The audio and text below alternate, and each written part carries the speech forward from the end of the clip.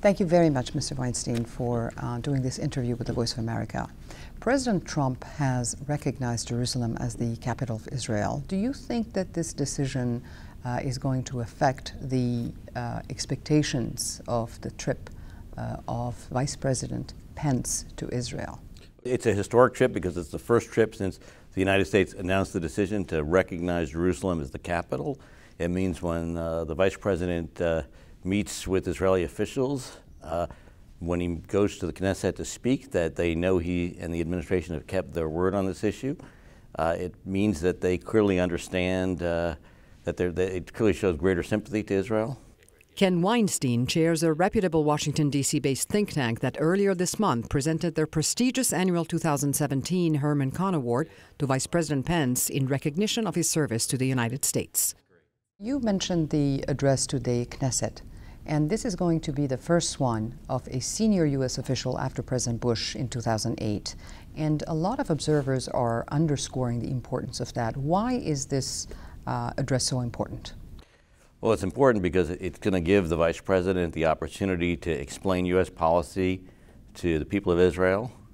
The Vice President is someone who cares deeply about the U.S.-Israel relationship, cares deeply about Israel and its future, someone who cares deeply about the Middle East. He's someone who has spent a significant amount of time actually traveling to the region, knows it well, and he's also popular in Israel, has a strong personal relationship with the Prime Minister and with key officials. So as he lays out his vision of what U.S. policy looks like and what the U.S. wishes for the future, he's someone who comes bearing a message of strong support for Israel, but also support for an eventual peace process with the Palestinians. Talking about the peace process, if I may, after the president announced or declared Jerusalem as the capital, recognized Jerusalem as the capital of Israel, there were some statements from the region, and they raised some concerns that maybe in a possible or potential final agreement on the status later on, that the United States might not serve as a fair broker. What are your thoughts on that? Look, I think the most important thing to recognize about the statements from the region is just how muted they've been. This was not the kind of harsh reaction that a lot of the analysts had predicted was going to result. Have there been criticisms? Absolutely.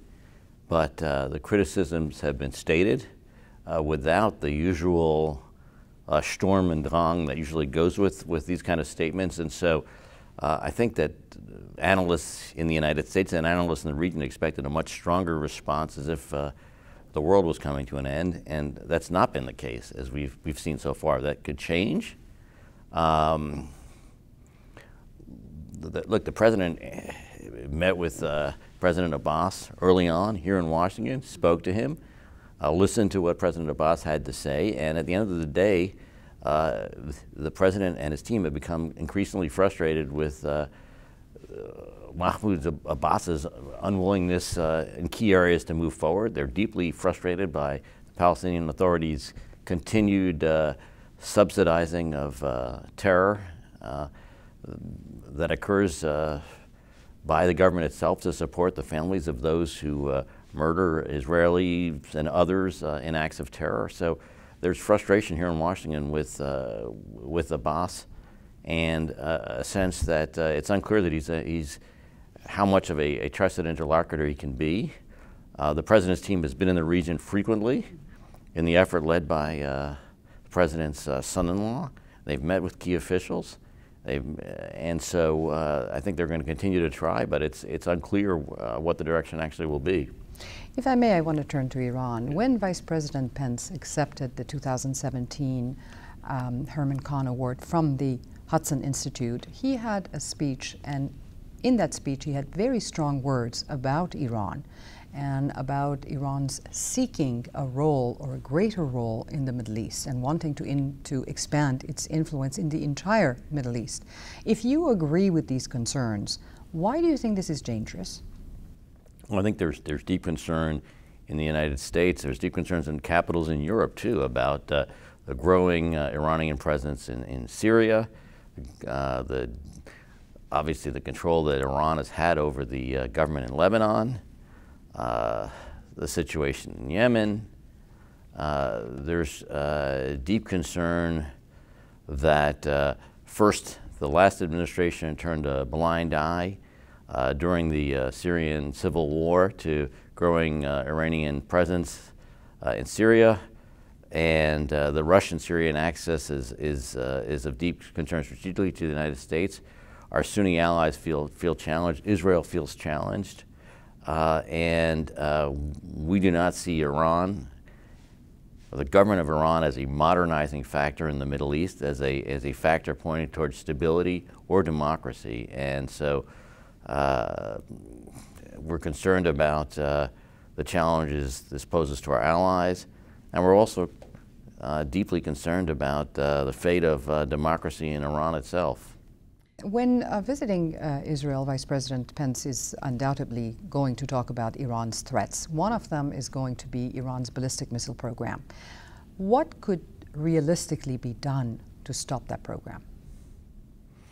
Well, look, we're going to have a discussion in the Congress in the coming months about what needs to be done to fix the Iran deal, and there'll be the question of whether or not ballistic missile capacity needs to be added to the Iran deal in some capacity or another, trying to control ballistic missile capacity, whether we need to increase the number or increase inspections of other military facilities as part of fixing the deal to make it tougher. The ballistic missile capacity of Iran is a concern not just for us, but for our European allies, first and foremost the French, who have traditionally been tougher on Iran than our other European allies. So we just need to make sure that Iran doesn't someday turn around with this capacity to, with a ballistic missile and the capacity quickly to weaponize that ballistic missile. So we will engage in discussions with the Israelis and others in the region to talk about missile defense. They need to step it up and to talk about other steps we can do to try to limit Iran from moving forward. You mentioned Congress's efforts. In his speech at the Hudson Institute, Vice President Pence mentioned that this administration supports Congress's efforts to ensure a real international oversight on Iran's nuclear matters. Mm-hmm. What did he mean by real international oversight? Well, I think there's a sense that the Obama administration was so eager to get a deal with Iran that it made unilateral concessions that were unnecessary and that played into the hands of the regime in Iran. Instead, and there were concerns voiced by some of the allies at the table about the manner in which the Obama administration went around securing the final parts of the deal. And so the notion would be that there would be a much tougher inspection regime in place with the support of some of our allies to do this. Now, you mentioned Syria, also Iran's role in Syria. Vice President Pence is probably going to discuss Israel's concerns regarding Iran's threats, and one of them are the reports that Iran is going to build some naval bases in Yemen and Syria. So, what are your thoughts on that? Look, this would mark a new stage of Iran's attempts at regional hegemony, both in Yemen and in Syria. Moving towards a more visible presence on the Mediterranean in particular is disturbing. And there's also growing pressure in the United States to ask what our government can do to make sure that Syria, that Iran's presence in Syria doesn't move closer towards Israel's border. This is a top security concern for Israel and is growing in terms of a concern for our government as well. Now, what do you think of reports that Iran is planning to send a fleet of warships to the Gulf of Mexico? Do you think this is something that the United States should be concerned about, or this is just a stunt from Iran? We've seen in the last few years and even over this past year, the Russians working with the Chinese in the Baltic Sea, doing naval exercises there, and I think it's in some sense these activities are somewhat of a stunt, but they're also designed to say, hey, we're going to be in your backyard, just as the Russians and the Chinese working together in the Baltics were assigned to our Baltic allies, This is certainly a sign to us that we take very seriously the presence of Iran in Latin America, but this would be a real sign on our front door that this is something we need to pay attention to. If I may, I want to go back to the Congress and what they're doing. Yeah. Now, recently there was a bill that was passed by the House Financial Services Committee that exposes the wealth, the hidden wealth accumulated by top Iranian officials within the government, Ayatollah Khamenei, and even the President Rouhani. What are your thoughts? What's your take on that? I'm completely for exposing the wealth of kleptocrats and regimes around the world. It's a great way at exposing to citizens in countries around the world just how corrupt their governments are, how little they care for the people, and how much they and the rulers and their families steal from average citizens, oftentimes who lead very challenging lives under tough economic circumstances because of governments that don't allow free markets, but instead where corruption is a way of life and where the rule of law is disobeyed. So it was a key factor in causing Yanukovych to fall in Ukraine, and I think it's a terrific idea. There are some observers that say that there is some kind of alliance right now between Israel and Arab leaders and Arab countries. There's signs of it, and this is against Iran's assertiveness and aggressiveness also. But there are some people, also some observers, some experts, who are concerned that after the president made the statement about Jerusalem as being the capital of Israel, there will be some cooling off of this cooperation between the United States, Israel, and Arab countries and Arab leaders. What would you say to these people who are concerned, and do you agree with that? Look, there's no doubt that there's some Arab leaders who are frustrated publicly with the decision to recognize Jerusalem by the United States as Israel's capital. And there are also some leaders who may express that frustration publicly, but behind closed doors are less concerned. There are also others who are quite concerned both publicly and privately about this recognition. So there's a diversity of opinion on this among Arab allies of the United States. What's clear, though, is that Iran's behavior has somehow, in the most unexpected ways, created a commonality of interest between a number of America's Sunni allies and Israel, which is something that would have been unimaginable 5 years ago, just would have seemed absolutely insane or crazy to imagine 10 years ago, 15 years ago, 20 years ago.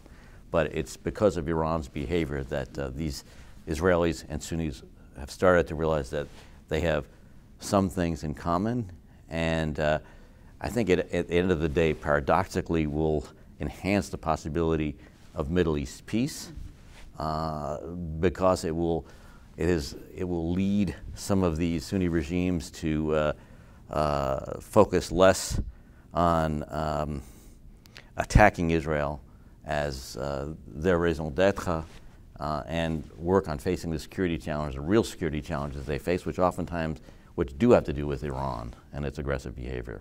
So this is a big shift in the Middle East. This is an earthquake, a seismic shift, and it's something that has profound implications. And we're far from seeing the end of these profound implications. This isn't to say that this is a permanent shift. The Sunni regimes themselves could one day be toppled. And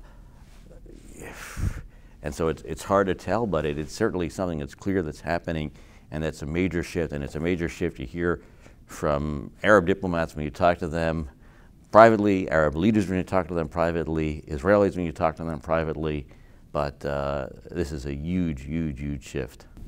Thank you very much, sir. Thank you.